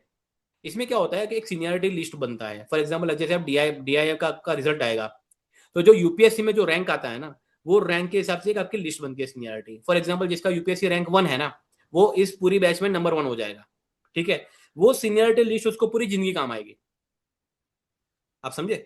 आपका यूपीएससी में जो रैंक है वो आपको पूरे लाइफ टाइम काम आएगा। तो उसमें आपका जो सीनियरिटी है उस हिसाब से आपका क्या बोलते हैं, आपको प्रमोशन मिलेगा। तो मान लो अभी कोई डीडीसी 12 डीडीसी या 15 डीडीसी की पोस्ट है, 15 डीडीसी की पोस्ट अभी फील्ड है, ठीक है। उसमें से मान लो 2 बंदे रिटायर हो जाएंगे, तो 2 बंदे रिटायर होने के बाद जो नीचे के जो सीनियरिटी लिस्ट में जो 2 नंबर आ रहे हैं पहले दोनों, उनको मिल जाएगा पोस्ट। तो इसमें ऐसा कोई फुल प्रूफ नहीं है कि भाई 6 साल के बाद या 8 साल के बाद आपको प्रमोशन दे दिया जाएगा, ऐसा कुछ नहीं है। जैसे पोस्ट वैकेंट होगी नीचे वालों को चांस मिलेगा। ओके, मेंस यहाँ पे भी आपको यूपीएससी टॉप में रैंक लाए, बहुत ओके, इंपॉर्टेंट है, यूपीएससी का रैंक बहुत is very very important. Yes top में से टॉप रैंक लाना most important yes yes yes रहेगा, यस। Yes yes yes.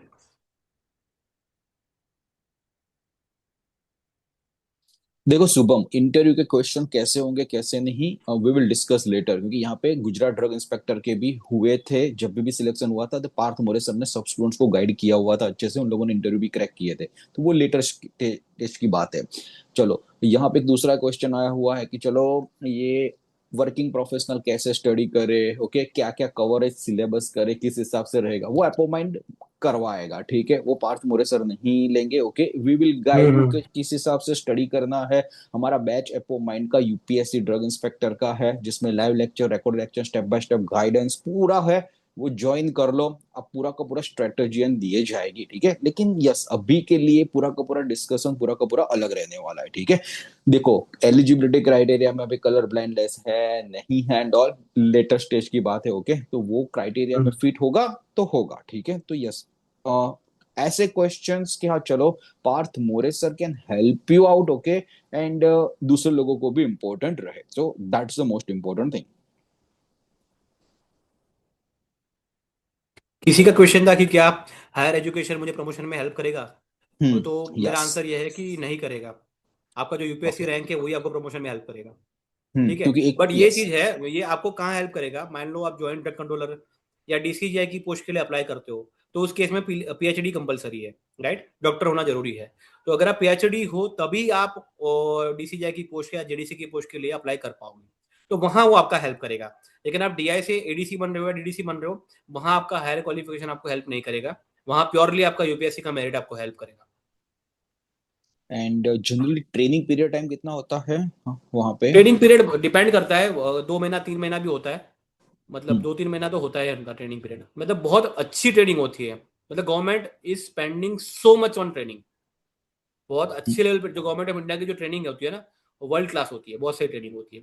उसमें सारी चीजें होती है, थियोरिटिकल सेशंस होते हैं। उसमें जो क्योंकि मैंने अटेंड करी ट्रेनिंग, इसलिए मैं बता रहा हूँ। जो ट्रेनर्स होते हैं ना, वो सब्जेक्ट के एक्सपर्ट्स होते हैं। इंडस्ट्री के जो टॉपिक्स हो गए उसमें इंडस्ट्री, मतलब मान लो फॉर एग्जांपल जायडस का कोई बड़ा मैन्युफैक्चरिंग के हेड को बुला देंगे। क्वालिटी की ट्रेनिंग हो तो क्वालिटी एश्योरेंस का किसी हेड को बुलाएंगे। तो जो सब्जेक्ट एक्सपर्ट होते हैं ना, उनसे ट्रेनिंग मिलती है। तो थियोरेटिकल सेशन भी बहुत अच्छे होते हैं। और प्रैक्टिकली भी, जब हमारे टाइम में हम लोग बद्दी गए थे, तो बद्दी में हमें मैन्युफैक्चरिंग फर्म्स, उसमें हमें ड्रग की फर्म, मेडिकल डिवाइसेस की फर्म, वैक्सीन की फर्म, ये सबके हमसे इंस्पेक्शन करवाए थे। तो ट्रेनिंग बहुत अच्छी होती है। तो इसीलिए किसी ने बोला था ना कि इन्वेस्टिगेशन की स्किल होनी चाहिए, बिल्कुल जरूरी नहीं है। आप मान के चलो, आप 2 महीना ट्रेनिंग अटेंड करोगे, आप सेल्फ सफिशिएंट हो जाओगे। देखो, एक मितेश करके एक स्टूडेंट का मैसेज आया हुआ है हाँ कि हाँ। If someone gets the posted in Ahmedabad, okay, तो वो हम्म। लाइफ लॉन्ग अहमदाबाद में रहेगा या नो 5 या नो। 6 साल के बाद तीन तीन साल तीन कंपलसरी साल ट्रांसफर? ओके, 3 साल मान तीन लो साल आप, 3 साल में आप देखो, एलिजिबल हो जो ट्रांसफर भी के लिए, लोग बिल्कुल। एस्पायरेंट्स है ये आप ये मान पोस्ट के के चलो, 3 साल लिए, के बाद आपकी ट्रांसफर हो जाएगी, आप ये मान के चलो। मान के चलो ठीक है, जो जो भी लोग है, ओके, तो बी रेडी फॉर दी बिल्कुल ट्रांसफर, ओके, थोड़ा सा चैलेंजिंग जॉब रहेगा ये, ओके, एंड यस, बिल्कुल। चलो मैंने आप। आपको पहले डिस्क्लेमर दे दिया कि अगर आप ऑल इंडिया सर्विस करने के लिए रेडी हो, तो सीडीएसए में आओ। ट्रू है। एंड यस, जैसे ही पार्थ ने बोला कि चलो 48 आवर्स का भी एक डेडिकेटेडली काम करना पड़ेगा विद द इन्वॉल्वमेंट बिल्कुल ऑफ द बिल्कुल बिल्कुल क्राइम बिल्कुल। Branch, with the involvement of the police and everything, okay, so this is not going to be an easy job, okay, but yes, ये ड्रग इंस्पेक्टर का no, एक it is not white easy job. Collar अगर का। कोई ऐसा सोच रहा है कि it's a government job, hmm. Clerical job है, ऐसा नहीं है। ऐसा नहीं इट्स है। Not that easy job. है ना? आप स्टैच्यू को, आप लॉ को एनफोर्स कर रहे हैं। तो यस। लॉ को एनफोर्स करोगे तो आपको अनलॉफुल एक्टिविटीज को कर करना है। तो आपको एग्जैक्टली। सभी टाइप के लोग मिलेंगे। तो क्योंकि you have to be ready for everything. Gazetted officer का आपको पोस्ट मिल रहा है, तो that is something awesome, okay, क्या चलो इंडिया को आप सर्व कर रहे हो। किसी का क्वेश्चन है कि ट्रेनिंग एंड प्रोबेशन पीरियड के बाद कोई एग्जाम आती है क्या? प्रोबेशन के बाद नहीं आती, लेकिन ट्रेनिंग के बाद आती है। आपका ट्रेनिंग जो होता है उसमें दो होता है। एक प्री असेसमेंट होता है, पोस्ट असेसमेंट होता है। उसमें ऐसा होता है कि जैसे आप ज्वाइन करोगे, आपसे एक फॉर्म, आपसे एक एग्जाम दिलवाएंगे।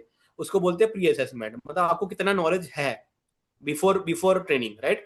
उसके बाद जब आपका ट्रेनिंग खत्म हो जाएगा, उसके बाद एक पोस्ट असेसमेंट करते हैं वो लोग। तो उसके बाद आपके उसके मार्क्स आएंगे।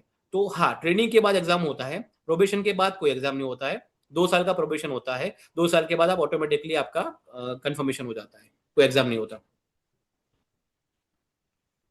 एक क्वेश्चन आया किसी ने हुआ लिखा है है। इंडस्ट्रियल एक्सपीरियंस का बेनिफिट है क्या? इंडस्ट्रियल एक्सपीरियंस का बेनिफिट ये रहेगा कि आप अगर इंस्पेक्शन पे जाओगे, फॉर एग्जांपल जैसे मैं मैन्युफैक्चरिंग में था, मैंने मैन्युफैक्चरिंग में काम कर रखा है 2 साल मैंने।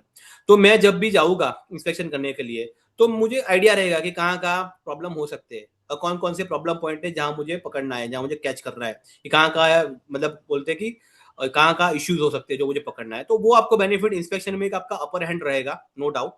ठीक है। बाकी और कोई बेनिफिट फिलहाल है नहीं उसमें।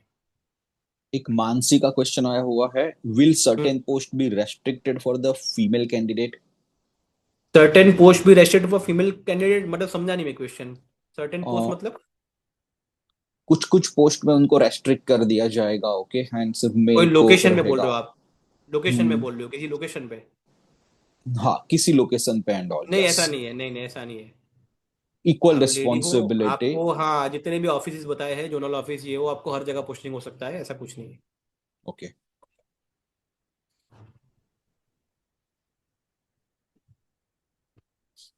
प्री एंड पोस्ट असेसमेंट होना जरूरी होता है? For the criteria? हाँ बिल्कुल होता है, ट्रेनिंग में होता है, ट्रेनिंग में होता है, प्री पोस्ट असेसमेंट होता है। Okay, yes. कंपलसरी होता है pre and post assessment, okay.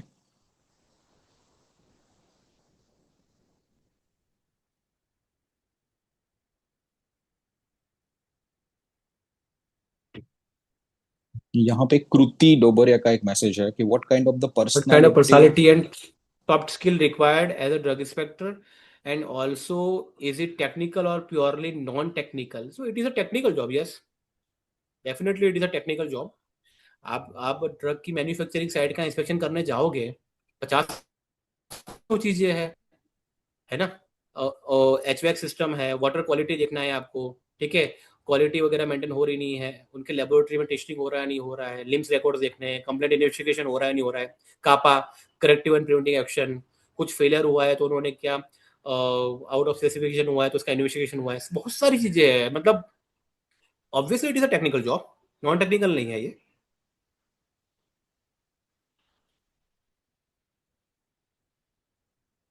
Mehul syllabus and all regarding question मत पूछो अभी, ठीक है, वो बाद में रिलीज सिलेबस होगा अभी एंड रिलीज ही ऑल। नहीं हुआ, राइट राइट। रिलीज नहीं हुआ है अभी। B pharm with LLB will help you in future. हाँ it will help you, it will help you. आप जब कोर्ट में जाओगे तो इट विल हेल्प यू, आपको प्रोसिक्यूशन वगैरह करना है तो उस केस में आपको कोर्ट में जाना पड़ेगा, कोर्ट में आपको चार्ज फ्रेम करना है, एविडेंस कराने हैं, आर्गुमेंट्स होती है ऑपोजिट पार्टी के साथ, तो अगर आपने एलएलबी किया है तो definitely it will help you in future. But for joining purpose I can not comment, but future में आपको जॉब के साथ साथ आपको ये सब चीजें हेल्प करेगी, इंडस्ट्रियल एक्सपीरियंस ये वो सब कुछ। एक age Chirag criteria already mentioned है, एज क्राइटेरिया ऑलरेडी नोटिफिकेशन में मेंशन्ड है। एक चिराग का मैसेज आया हुआ है, उसने क्लिनिकल रिसर्च सीआरओ का एक्सपीरियंस है, ओके, तो हाँ हाँ। Which role impart as a DI, तो ऐसा कुछ स्पेसिफिक उसको रोल मिल विच सकता रोल है क्या? Impart as DI as clinical, मतलब मैं क्वेश्चन नहीं समझ पा रहा हूँ। विच थोड़ा रोल सा इम्पार्ट एज क्वेश्चन है। डीआई, चिराग में please rewrite the question.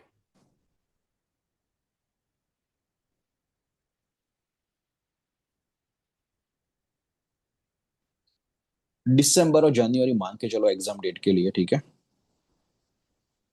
What what is the serving period of DI and what after retirement? Serving period is 60 year, 60 साल का होता है रिटायरमेंट आपका एज ऑफ नाउ। अगर फ्यूचर में गवर्नमेंट कुछ चेंज करती है तो that is different. As of now 60 साल का रिटायरमेंट है। And do we get any, क्या लिखा है, post retirement benefit? Post retirement होता है, ग्रेजुटी मिलती है, और उसके बाद आपका एनपीएस कट रहा है, एनपीएस की बेस पे आपको पेंशन मिलेगा। वो सारी चीजें जो नॉर्मल गवर्नमेंट जॉब के लिए होती है वैसे ही है।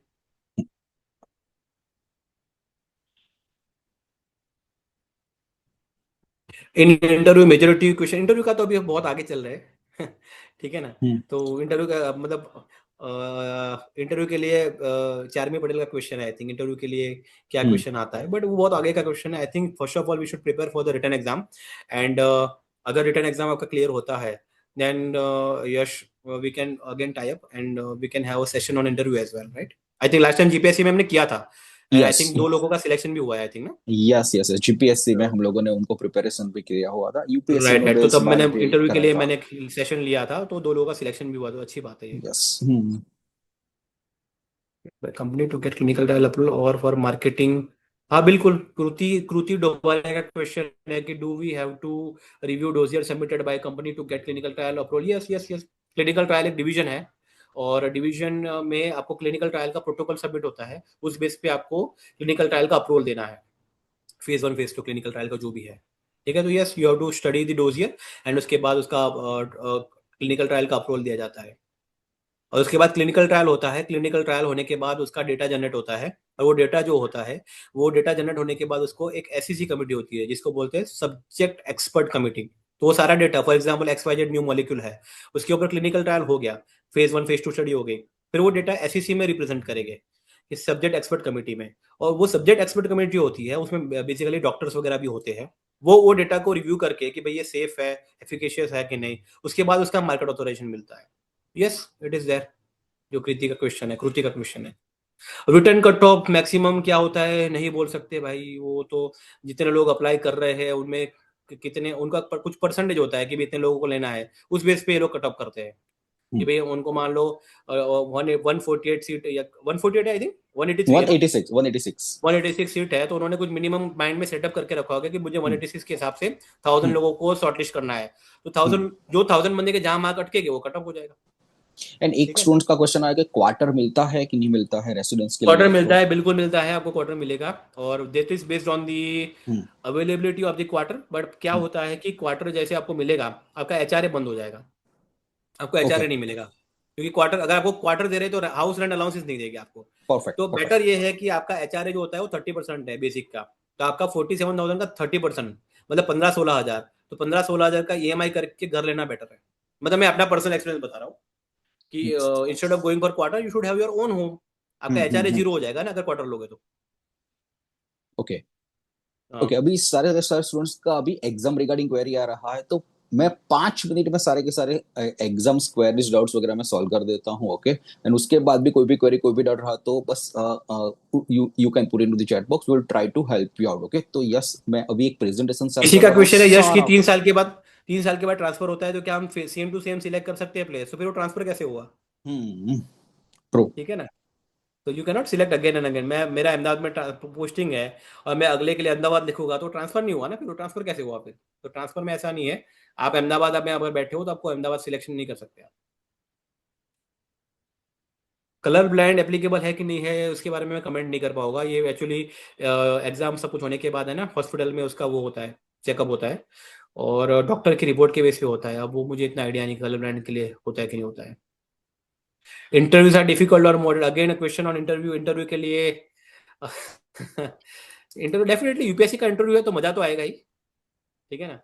देखो, तो अभी मोस्ट इम्पोर्टेंट चीज ये है कि एग्जाम पहले क्रैक करो, ओके, उसके बाद हाँ, इंटरव्यू पे फोकस करो, ओके। तो एग्जाम क्रैक बिल्कुल। करना तो अभी बहुत हम इजी बहुत आगे की नहीं बात होगा। चल रही है। ठीक हम्म। है। क्लिनिकल रिसर्च का रोल यूजफुल कैसे है डीआई में? सीआरओ का भी इंस्पेक्शन होता है। सीआरओ का इंस्पेक्शन होगा, उसमें आप हेल्प कर पाओगे, नंबर वन। नंबर टू, जो क्लिनिकल ट्रायल के लिए अप्रूवल मिलता है उसके लिए प्रोटोकॉल वगैरह सबमिट होता है। तो प्रोटोकॉल वगैरह में जैसे सीआरओ में काम किया है तो उसका एक अपर हैंड रहेगा उसको स्टडी करने में। How can we identify fake drug in daily? Based on spelling is correct enough? Based on sampling, sampling होगा, स्पेलिंग नहीं, सैम्पलिंग इज इनफ। देखो, बेसिकली फेक ड्रग को आइडेंटिफाई करने के लिए हमारे पास इन्फॉर्मर होते हैं। इन्फॉर्मर जो 70-80% काम इन्फॉर्मर पे ही होता है। बाकी 20% हम रैंडम सैम्पलिंग लेते रहते हैं। रैंडम सैम्पलिंग में से फेक ड्रग निकलने का चांसेस कम होता है। जो हमारे पास जो इन्फॉर्मेशन होती है उस बेस पे हम ज्यादा एक्ट करते हैं। और हमारे इन्फॉर्मर होते हैं और इन्फॉर्मर से हमें इन्फॉर्मेशन मिलती है, उसके बेस पे हम पकड़ते हैं। एक स्टूडेंट का क्वेरी आया हुआ है कि दिल्ली चलो पोस्ट मिला, उसके बाद अहमदाबाद आया, तो फिर से दिल्ली हो सकता है कि बाद में हाँ, कहीं पे हो भी हो सकता है, सकता हो है सकता बेटा? है, बिल्कुल हो सकता है। बिल्कुल हो सकता है, right, okay. Hmm. Yes, okay, just let me go through the PPT again. UPSC CDS CO का 186 का पोस्ट के बारे में, तो और स्टूडेंट्स के भी सारे के सारे क्वेरीज वगैरह डाउट्स वगैरह हो जाए कि प्रिपरेशंस क्या करना है, किस हिसाब से है, and everything, just for the next 5 minutes, just wait. Again Chirag का अगेन क्वेश्चन है बीएबी का। Chirag, I already replied to it. है ना, आपका अगर है तो आपको हेल्प करेगा।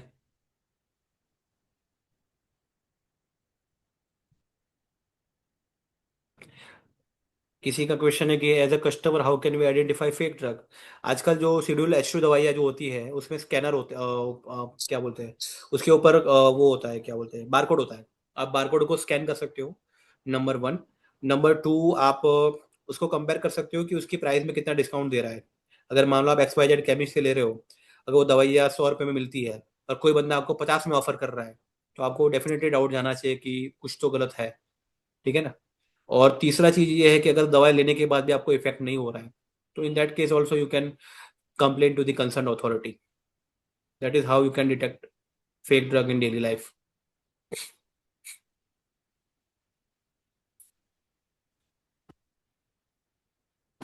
सो मेनी क्वेश्चंस यार, अच्छा लग रहा है मुझे इंटरेक्ट करके। Yes, yes, yes, so many unfortunately it is question. Offline class, unfortunately it is online class. अगर ऑफलाइन या, होता तो बहुत मजा आता। यस यस यस, ऑफलाइन होता है तो ना, और मजा आता, यस। तो और देखो, मजा आता ऑफलाइन होता तो।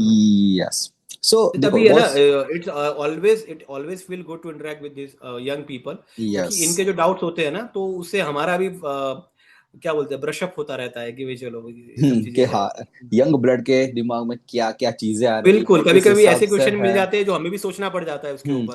एंड तो it is always students good लोगों टू को भी इंटरेक्ट विद पूरा यू। का पूरा क्लैरिटी मिल जाएगा कि हाँ चलो किस हिसाब से है यूपीएससी में ड्रग इंस्पेक्टर का रोल्स रिस्पॉन्सिबिलिटी क्या क्या हम्म। होने वाला है, तो वो उनके दिमाग में क्लैरिटी रहेगा, तो it is helpful to them to.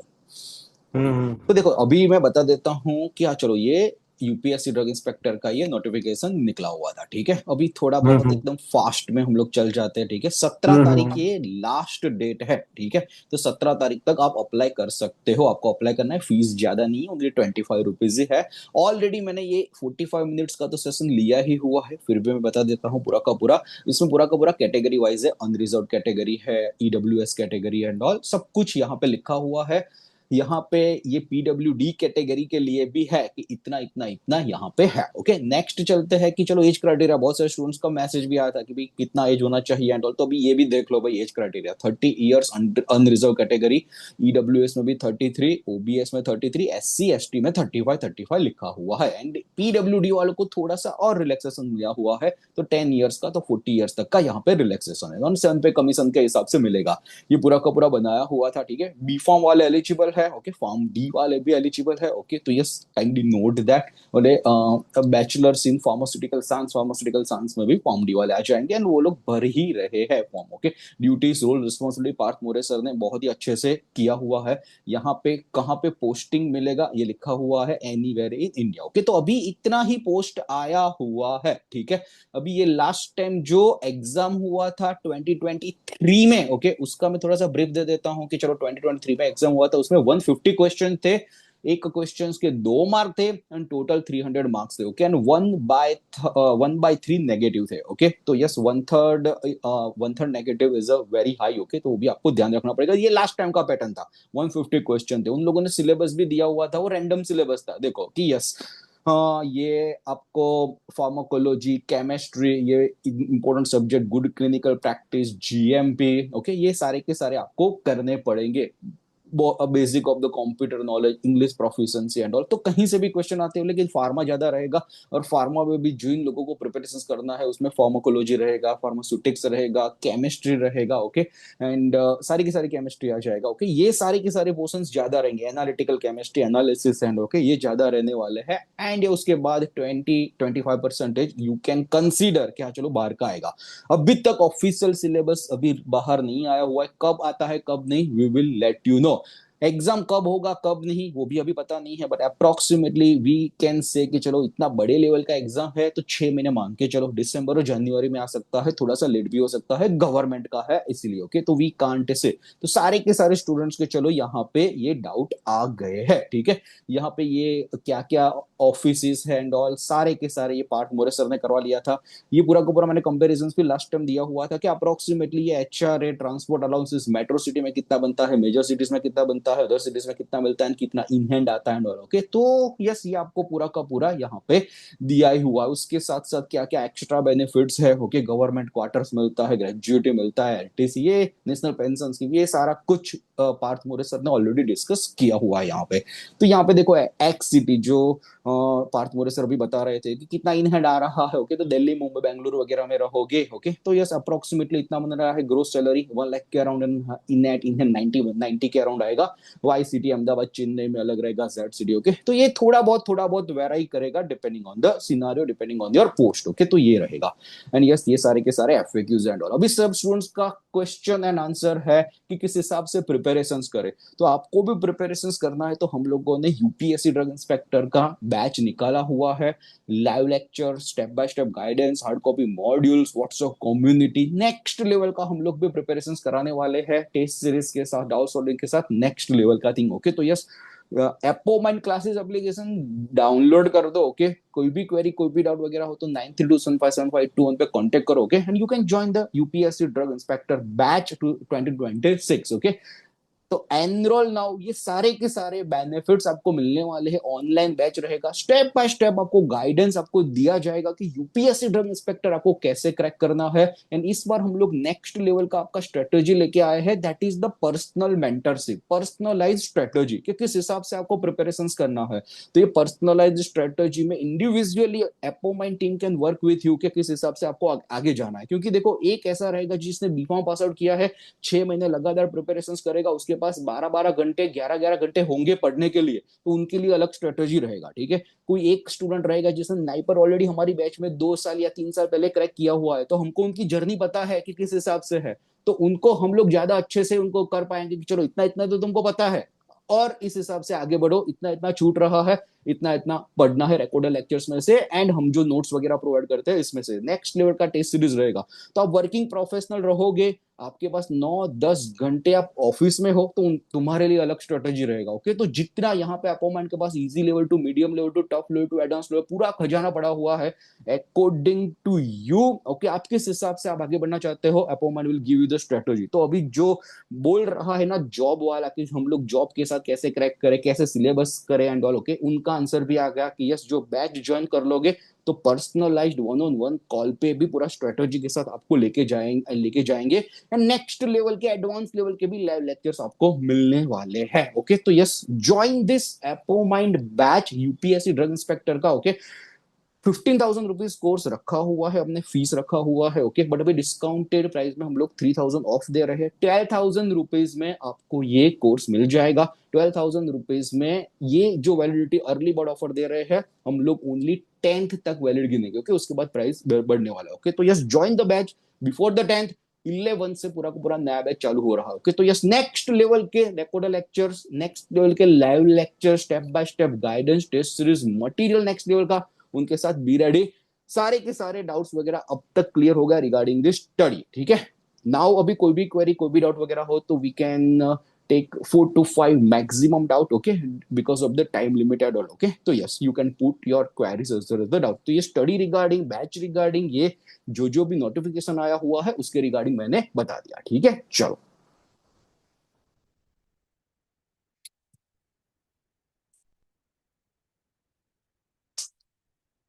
Last couple of the doubts. Okay,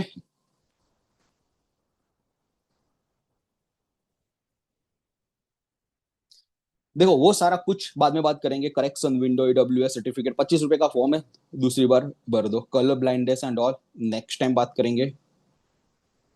जागृति, मोस्ट वेलकम।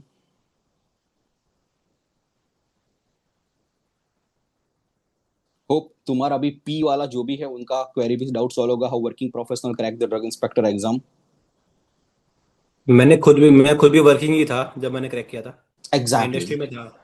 मैं इंडस्ट्री में था, तो ये डिपेंड नहीं, वर्किंग प्रोफेशनल हो नहीं उससे फर्क नहीं पड़ता। आप उसमें कैसे मेहनत कर रहे हो और कैसे उसको आप उसको हम्म। ले रहे हो उसके ऊपर डिपेंड करता है, नॉट के नेसेसरी पटेल। कि आप। हाँ। यस यस यस, गो हेड पार्थ। हाँ, तो यस, पार्थ पार्थ भी वर्किंग प्रोफेशनली था। ओके, तो यस, ही नोस क्या, चलो किस हिसाब से उनको भी 8-8 घंटे, 9-9 बिल्कुल। घंटे इंडस्ट्री में काम करना पड़ता है, उसके साथ घर पे आके पढ़ना एंड ऑल। ओके, तो यस, थोड़ा सा चैलेंजिंग रहेगा बट डूएबल है। बिल्कुल।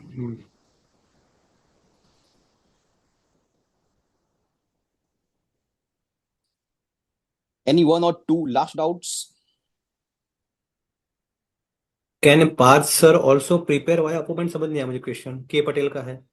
यस यस, आपके सेशंस रहेंगे कि नहीं रहेंगे वो बता रहा है। ओके, तो यस, एक्सपर्ट सेशंस ऑफ चलो द एक पार्थ। मतलब मैं देखो एक चीज बहुत क्लियर करना चाह रहा हूँ कि मैं गवर्नमेंट सर्वेंट हूँ।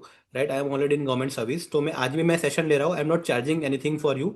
It is only for the purpose of awareness, right. Yes, तो एग्जैक्टली। मैं अवेयरनेस के लिए I am always available to you. And I will make sure that कि आपका कोई भी डाउट वगैरह हो गया, I will clear it, not a problem at all. देखो, हर मॉड्यूल्स अलग अलग रहेंगे। फार्मासिस्ट के, ड्रग इंस्पेक्टर के अलग अलग रहते हैं, ठीक है। ओके, चलो, ओके, सारे के सारे डाउट्स, क्वेरीज एंड ऑल किसी का ऑलमोस्ट खत्म यश, हो गए। लास्ट क्वेश्चन है किसी का कि मेरा हम्म। प्रोविजनल डिग्री और फाइनल ईयर का रिजल्ट आ गया है, am I eligible yes, to apply. तो उसमें एलिजिबल मुझे लगता है एक एलिजिबल। नोटिफिकेशन में पढ़ना पड़ेगा, आई थिंक आप एलिजिबल होगा। अगर आप आपकी डिग्री आ गई है then you are I think eligible. Eligible अगर है डिग्री पार्थ। आ गई है अभी जो 2026 वाले जो बच्चे हैं ना, वो ऑल आर एलिजिबल, ओके, जिनका एलिजिबल। डिग्री आ गया है एंड वो लोग फॉर्म राइट अभी राइट, फिलअप वो कर ही रहे नोटिफिकेशन हैं। में बेटर लिखा होगा उसमें। Yes, right. And how to fill the form, okay, उसका भी एक वीडियो अपॉइंटमेंट वाले यूट्यूब पे शॉर्टली पब्लिश करने वाले हैं, ओके, तो उस टाइम और ज्यादा क्वेरिटी आ जाएगा। आर्थ, how you prepare with job और join any classes batches like Apomind? उस टाइम तो ऐसा कुछ था नहीं, मैंने खुद ही प्रिपेयर किया था। उस टाइम का सिनेरियो बहुत ही अलग था। लास्ट टाइम, उस अलग टाइम था 2000, हाँ, ऑनलाइन 16 में। प्लेटफॉर्म्स थे ही नहीं है, ओके, नहीं, डायरेक्टली राइट। बुक में से पढ़ो एंड ऑल था, ओके। ये अभी ऑनलाइन प्लेटफॉर्म, एडटेक प्लेटफॉर्म के कोने कोने तक एजुकेशन पहुंच रहा है, ओके। तो वो पूरा का पूरा 2020 कोविड के बाद आया हुआ है, ओके। तो यस, इस टाइम कंपटीशन भी ज्यादा होगी, उस टाइम कंपटीशन भी कम था, लोगों को अवेयरनेस भी कम थी कि चलो ये वैकेंसी आया हुआ है और कब आती है कब चली जाती है पता भी नहीं चलता। लेकिन यस, इस बार वैकेंसी भी बड़ी है, अवेयरनेस भी ज्यादा है, कंपटीशन भी ज्यादा रहेगी। जस्ट टू ऐड ऑन, जो यश ने बोला कि आप लोग ये मान के चलो जितने भी लोग आप अभी हो, you are really lucky one. Because last जो वैकेंसी आई थी 2015-16 में आई थी, उसके बाद 10 साल निकल गए। 10 साल के बाद अब वैकेंसी आई। आप ये मान के चलो जो 2015-16 में जो लोग एलिजिबल नहीं थे, जो थर्ड ईयर बीफार्म में थे, उनको 10 साल में अपॉर्चुनिटी नहीं मिली। वो सारे 30 के ऊपर क्रॉस हो गए होंगे, हो सकता है ना भी हुए हो, but they might have cross 30, right. तो अभी जो लोग बी फार्म पास आउट है जस्ट, या जिनको बी फार्म पास आउट होके 1-2 साल हुए हैं, तो you are really lucky one, क्योंकि वैकेंसीज भी बहुत ज्यादा है, 185 है, एंड 10 साल के बाद आई है, तो ये बहुत अच्छी बात है, and this is an opportunity, and you one should really look forward to grab this opportunity.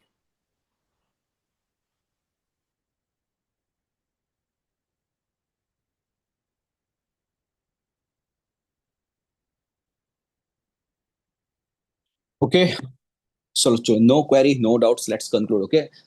First of all, thanks a lot. Thank you very much, Parth More sir, for guiding students. Okay, and yes, thanks a lot कि हाँ चलो इतना अच्छा बढ़िया सा session लिया कि सारे के सारे स्टूडेंट्स का queries as well as the doubts वगैरह सॉल्व हो गया।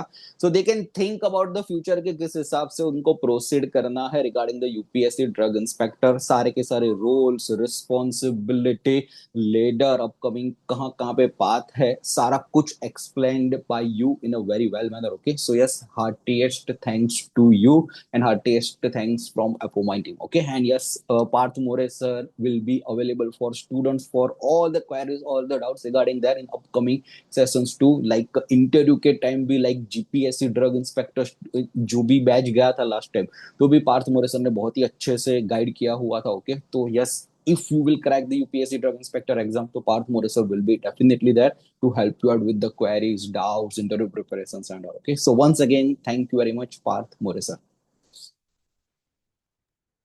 Thank you so much. Yes, thank you so much for inviting me, and it is always a pleasure to interact with. I said you, it is a pleasure to interact with students, and it's an it's an online class, and we had wonderful interaction. I was thinking, अगर ये offline होता तो कितना मजा आता. It might have taken 2 to 3 hours to conclude the session.